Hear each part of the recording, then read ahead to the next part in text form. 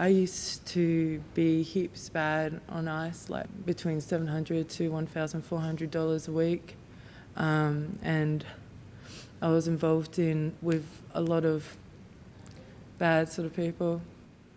I quit the drugs and I left the scene. Yeah, completely. I had to start over my life again. Good afternoon. How are you feeling?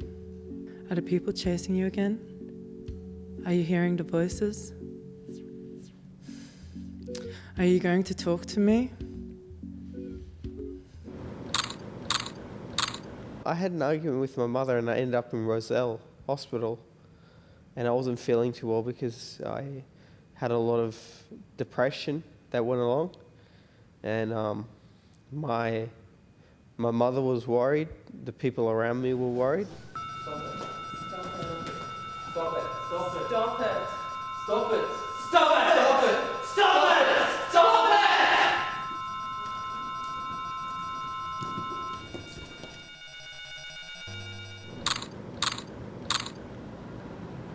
I used to get into a lot of trouble, and I had a lot of problems with the law, and I had a lot of drug taking, and also it made me really unwell.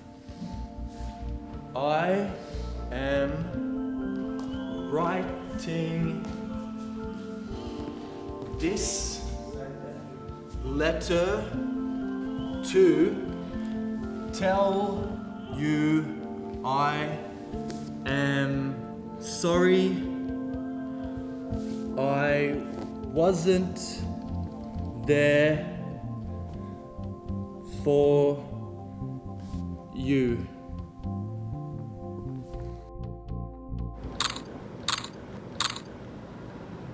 I tend to get myself in a lot of very emotional states and then would get depressed and drop out of things like university or work and lose the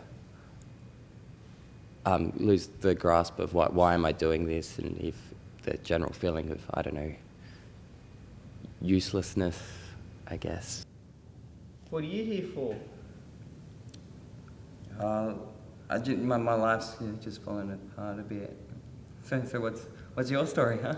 Oh, well, I'm here because I had an argument with my mother. She thought I was suicidal. She thought I was hanging around with all my buddies and getting drunk and getting high, she said. Were you? Of course I was. Being in this group has given me something stable when the rest of my life sometimes can be rather chaotic. So you've decided you want to speak to me now, do you? Stigmatised is the presentation by the dual diagnosis team at South Sydney Youth Services, which explores the relationship between drug use and mental health. Stigmatised is a group-devised performance by young people based on their real-life experiences with drugs, mental health, and the services that facilitate them. What are you doing, man? I told you, what are you doing? Why do you always fuck things up for? The performance is about giving consumers a voice and allowing mental health professionals an opportunity to discover the perspectives of young people who are living with the realities of dual diagnosis. My diagnosis is juvenile onset personality disorder with schizoaffective traits, heavily exacerbated by regular opiate use, self-administered in a street-dependent circumstance.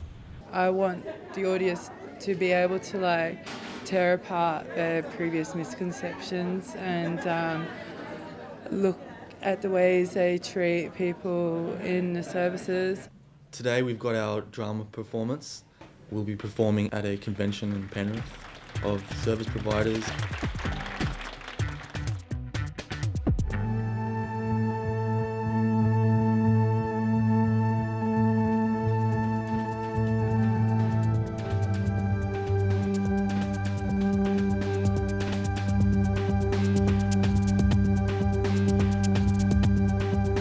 No, I will not accept that this is just fantasy, that the drugs are used to hide our mediocrity.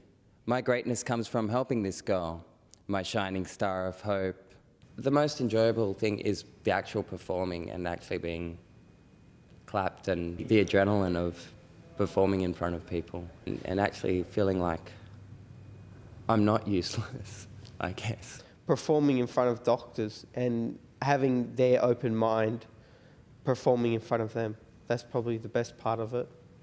The performance is presented in conjunction with professional health workers from the dual diagnosis team at South Sydney Youth Services. And we look at it on a continuum. We've had substance use down this end, and substance misuse and substance abuse. We look at mental health down this end and mental illness up this end. And the young people we work with, and in fact us ourselves I believe, continually move up and down that continuum in relation to the substances we use and our emotional and mental well-being. And the performance is followed by a forum where the audience can ask the participants questions and give feedback. This gives the audience an opportunity to get up close and personal and hear firsthand from the young people about their experiences of mental health services. It also gives them an opportunity to find out more about the process in creating the performance from real life experiences. Everyone's unique, everyone goes through different things, everyone has, the problem with after working for so many years or whatever, you think, oh yeah, this person's this, this person's that, and whatever, and you need to look at the uniqueness of what they're going through and the individual as a person, and yeah. We don't want to see people on the street. We don't want to see people having arguments. We want to see people going ahead in their lives and not losing hope.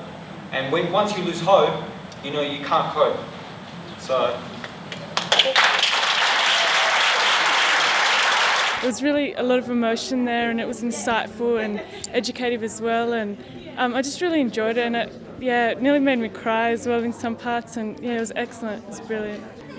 A really interesting piece that I really recommend that anybody can see. It's great. To have young people who've gone through that and to be there really strong and supporting each other and be able to give that message, it really humanises the whole issue. It's so powerful to have, and it's so important to have the young adults' voices in any sort of consultation or planning of any sort of program. I think the young people really just brought such a wonderful performance, and it just really was both overwhelming and really thought-provoking for me. I felt very, very touched and really moved, and the entire show I thought was beautiful, and very grateful they were here today. It was fantastic. Went really well. I think everyone in the audience enjoyed it. I think the performance went really well. I think we got the message across to the audience, and I think the audience were really appreciative of the performance. So all up 100%.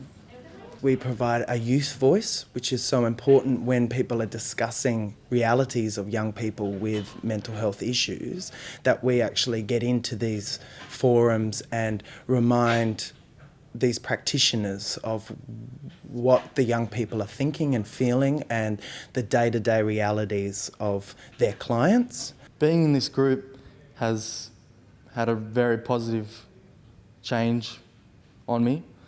I'm not getting into so much trouble now. I'm more stable. I've got support. I've got friends. I've got all these opportunities coming along my way, which is really exciting. I have no big plans. I used to have big grandiose plans, but it's all bull. It's just as long as I've got food in the fridge, and I've got a house over, a good accommodation, a good situation, and I don't argue too much with my mother. For me, that's enough.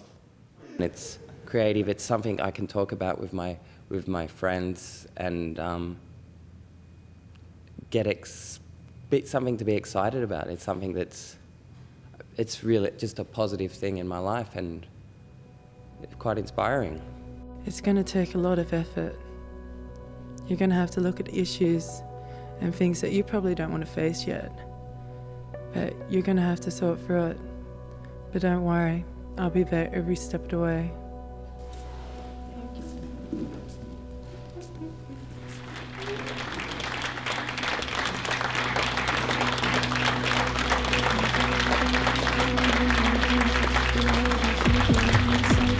Slippery slope, there was a slippery slope. I feel me slipping in and out of consciousness.